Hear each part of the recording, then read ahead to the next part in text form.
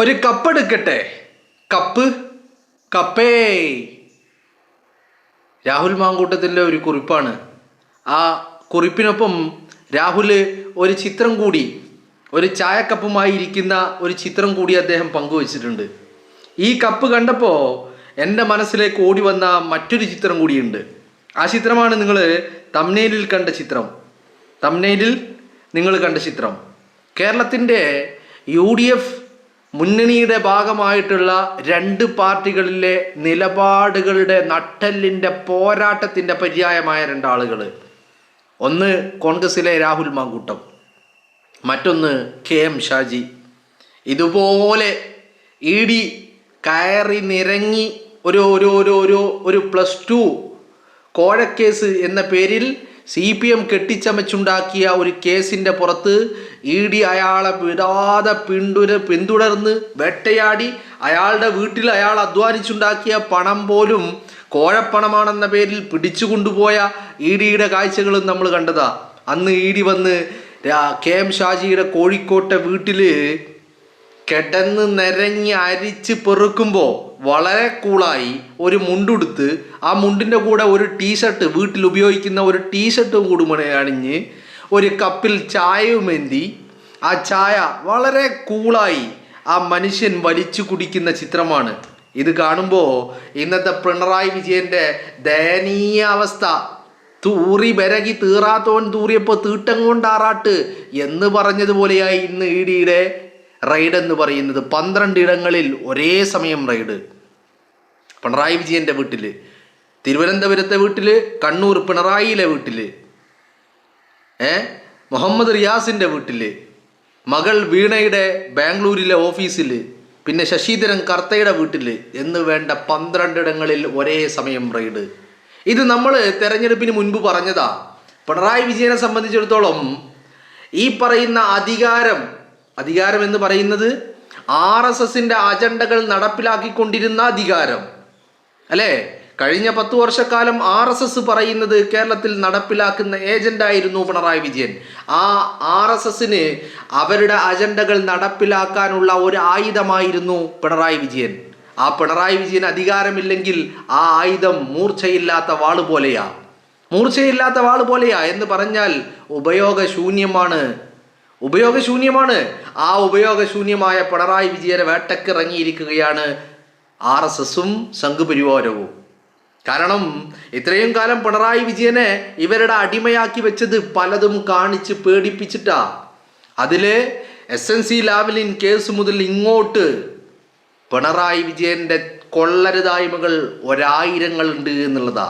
അപ്പോൾ ഇതൊക്കെ കാണിച്ച് ഭയപ്പെടുത്തിയിട്ട് ആണ് ഈ പറയുന്ന RSS പിണറായി വിജയനെ കൊണ്ട് അവരുടെ അജണ്ടകൾ നടപ്പിലാക്കിക്കൊണ്ടിരുന്നത്. ഇന്ന് പിണറായി വിജയൻ പല്ല് പൊഴിഞ്ഞ സിംഹമാ. അങ്ങനെയൊന്നും പറയാൻ പറ്റൂല, പക്ഷെ നമുക്ക് ആലങ്കാരികമായിട്ട് അങ്ങനെ അങ്ങോട്ട് പറയാം. പിണറായി വിജയൻ ഒരിക്കലും ഒരു സിംഹം പോലും ആയിരുന്നില്ല. വെറും യജമാന സ്നേഹം കാണിക്കുന്ന ഒരു ചെത്തല പട്ടിയായിരുന്നു പിണറായി വിജയൻ അല്ലേ? പിണറായി വിജയന് കേരളത്തിൻ്റെ നിയമസഭയുടെ പണിവാതിൽ കാണുന്നത് RSSൻ്റെ വോട്ട് വാങ്ങിയിട്ടാ. അന്ന് മുതൽ പിണറായി വിജയന് RSSനോട് വലിയ സ്നേഹമാണ്. മനസ്സിലായില്ലേ? അപ്പോൾ RSS എന്ന് നോക്കുമ്പോൾ പിണറായി വിജയൻ വെറും അധികാരമില്ലാത്ത, മൂർച്ചയില്ലാത്ത വാളായി മാറിയിരിക്കുകയാണ്. അപ്പോൾ പിന്നെ പിണറായി വിജയനെ കൊണ്ട് ഒരു പണിയും നടക്കൂല. അപ്പോൾ പിണറായി വിജയനെ വേട്ടയാടണം. കഴിഞ്ഞ കാലങ്ങളിൽ ഇതൊക്കെ കാണിച്ച് ബ്ലാക്ക്മെയിൽ ചെയ്ത് പിണറായി വിജയനെ കൊണ്ട് കാര്യങ്ങൾ ചെയ്യിപ്പിച്ചിരുന്നെങ്കിൽ ഇന്ന് പിണറായി വിജയൻ അധികാരമില്ല. ആ പിണറായി വിജയനെ വേട്ടയാടാൻ ഇറങ്ങിയിരിക്കുകയാണ് RSS. ഇത് കാണുമ്പോൾ KM ഷാജിയാണ് എനിക്ക് ഓർമ്മ വരുന്നത്. രാഹുൽ മാങ്കൂട്ടത്തിനെയാണ് ഓർമ്മ വരുന്നത്. ഇതുപോലെ പിണറായി വിജയൻ കപ്പ് പിടിച്ചിരുന്നിട്ടുണ്ട്. അതെന്നായിരുന്നു അറിയോ? പിണറായി വിജയൻ്റെ വീട്ടിൽ ED വന്നപ്പോഴോ, CBI വന്നപ്പോഴോ, വീണയുടെ വീട്ടിലേക്കോ, മുഹമ്മദ് റിയാസിൻ്റെ വീട്ടിലേക്കോ, വീണയുടെ ഓഫീസിലേക്കോ EDയോ CBIയോ കേന്ദ്ര അന്വേഷണ ഏജൻസികളോ വന്നപ്പോഴായിരുന്നില്ല. മറിച്ച് രാഹുൽ മാങ്കൂട്ടത്തിനെതിരെ പരാതി വന്നപ്പോൾ ആ രാഹുലിനെ അറസ്റ്റ് ചെയ്യപ്പെട്ടപ്പോൾ അന്ന് പിണറായി വിജയൻ ഒരു കപ്പും പിടിച്ചൊരു ഇരുത്തമിരുന്നു. അത് വേദി ഏതാണെന്ന് കൂടി നിങ്ങൾ ഓർക്കണം. കേന്ദ്ര സർക്കാരിനെതിരെ സമരം നടത്തുന്ന വേദിയിൽ പിണറായി വിജയൻ കപ്പിലെഴുതി love you to moon and back എന്താണ് എഴുതിയതെന്നോ അത് വായിക്കാനുള്ള ത്രാണിയോ കഴിവോ ഇല്ലാത്ത വിജയൻ അത് എഴുതി വെച്ചിട്ട് ഒരു വെള്ളം കുടിച്ചു പിണറായി വിജയൻ. ഇന്നിപ്പോ രാഹുൽ തിരിച്ച് കപ്പിൽ ചായ കുടിക്കുക. ഇന്ന് ചായ രാഹുൽ കുടിക്കുമ്പോഴും ഇതുപോലെ ഒരു സിറ്റുവേഷൻ വളരെ കൂളായിട്ട് ഈടി കയറിയിട്ട് വീട്ടിലിങ്ങനെ അരിച്ച് പെറുക്കിക്കൊണ്ടിരിക്കുമ്പോൾ ഒരു മനുഷ്യന് വളരെ കൂളായിരുന്ന് ചായ കുടിച്ചൊരു മനുഷ്യനുണ്ട്, KM ഷാജി എന്ന് പറയുന്ന മനുഷ്യൻ. ആ മനുഷ്യൻ ഇന്ന് കേരളത്തിൻ്റെ നിയമസഭയിലുണ്ട്.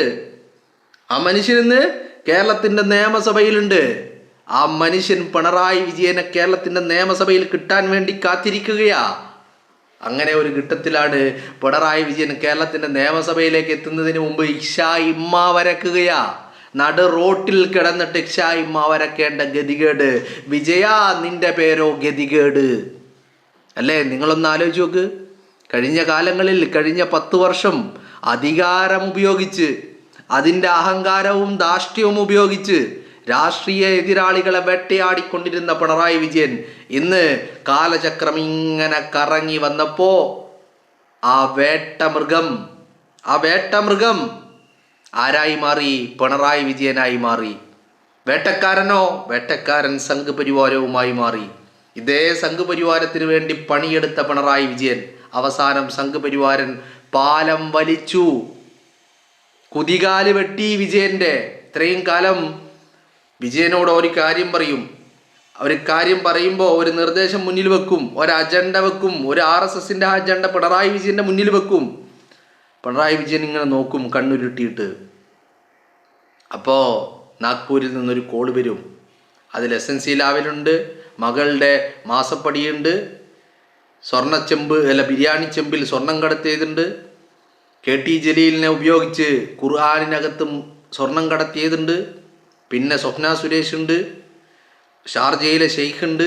അങ്ങനെ ഒരുപാടധികം കേസുകളുണ്ട്. ഏറ്റവും ഒടുവിലായിട്ട് ശബരിമലയിലെ അയ്യൻ്റെ പൊന്ന് കൊള്ളയടിച്ചതുമുണ്ട്. ഇതൊക്കെ ഇങ്ങനെ കാണിച്ച് പേടിപ്പിച്ചിട്ട് പിണറായി വിജയനെ കൊണ്ട് ഓരോന്ന് ചെയ്യിപ്പിക്കുകയായിരുന്നു.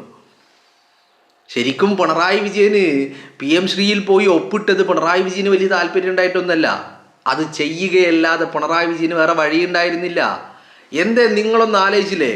കിഫ്ബിയിലെ 160 കോടിയോളം രൂപ എടുത്തിട്ട്, എന്ന് പറഞ്ഞാൽ കേരളത്തിൻ്റെ പൊതുഖജനാവിൽ നിന്നുള്ള പണം എടുത്തിട്ട് ഈ തെരഞ്ഞെടുപ്പ് കാലത്ത് തിരുവനന്തപുരം മുതൽ കാസർഗോഡ് വരെ ഓരോ മുക്കിലും മൂലയിലും ഹോർഡിങ്സ് വെച്ച് അധികാര തുടർച്ചയുണ്ടാക്കാൻ വേണ്ടി പിണറായി വിജയൻ എടുത്ത പണി, അത് പിണറായി വിജയൻ ആ മുഖ്യമന്ത്രി കസേരയോട് വലിയ ആഗ്രഹമുണ്ടായിട്ടല്ല, മറിച്ച്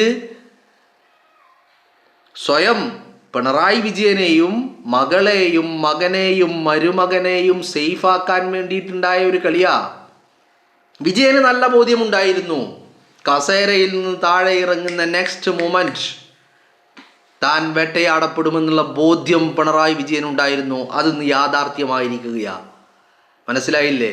ഇവിടെ കർമ്മ എന്ന് പറയുന്നതും കാലചക്രം എന്ന് പറയുന്നതുമൊക്കെ ഒരു ഒരു ഒരു ഇപ്പോൾ വളരെ വലിയ സ്പീഡിലാണത് സഞ്ചരിച്ചു. പണ്ടൊക്കെ ഈ കാലചക്രത്തിനൊക്കെ വലിയ ഒരു സ്പീഡ് ഉണ്ടായിരുന്നില്ല. മനസ്സിലായില്ലേ? സ്പീഡ് ഉണ്ടായിരുന്നില്ല.